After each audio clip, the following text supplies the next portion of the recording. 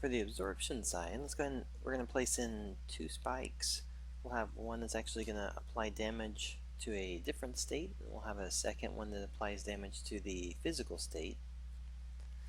For this one, the spike on this side, let's go ahead and I think we want to turn this one off. Double check.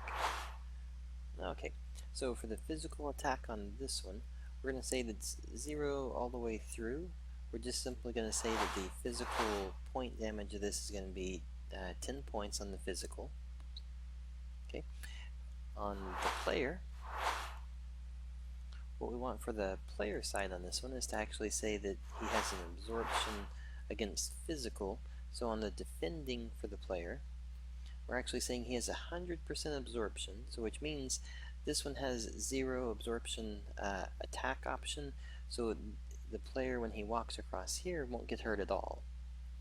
All right, and that's only if, again, physical side is being used. All right, and then on the damage, the spike on the left side, let's go ahead and set this one up. So this one, and visually, this is where the visual side is going to represent it really well. So it'll give the player cues to say, oh, it's an ice spike, so you know that it's going to apply damage to the ice, or if it's a water, or if it's lava.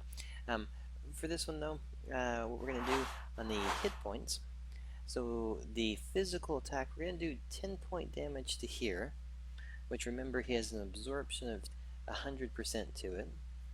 And then we're also going to do, though, we're going to add on the magic type, we're going to add a 30 point hit point to him as well. So he's currently not looking, he has nothing against magic, which means if he hits this one, the 30 points would be a full impact to him. Okay, and then on the hit point side, again on the attack side over here, if you wanted to say that you wanted to make sure the absorption took a hit on the physical, then you could increase the absorption here, or if you wanted to add additional weakness, since he doesn't have anything against magic, you could add additional weakness to it here for the attack.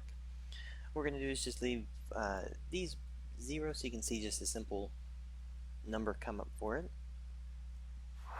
Alright, so when we push play, one thing to keep in mind then is that the player is going to have the 100 over here. If I walk over here, so I walk over and get hit, notice nothing changes. Now on this side though, so again remember there's a 30 point damage on magic, there's a 10 point damage on physical, but the physical is an absorption, which means physical is going to actually give a 10 plus to the player's health, so there's only going to be a 20 damage actually taking into account over here. So if you saw it went to that 80 and then it had another hit state, so it went back down to the 60 as well. So this one will be applying 20 based on that value because of his absorption to the physical side. So just kind of keep in mind, you can, and again, be sure that you check out the base set of videos that cover the hit point system.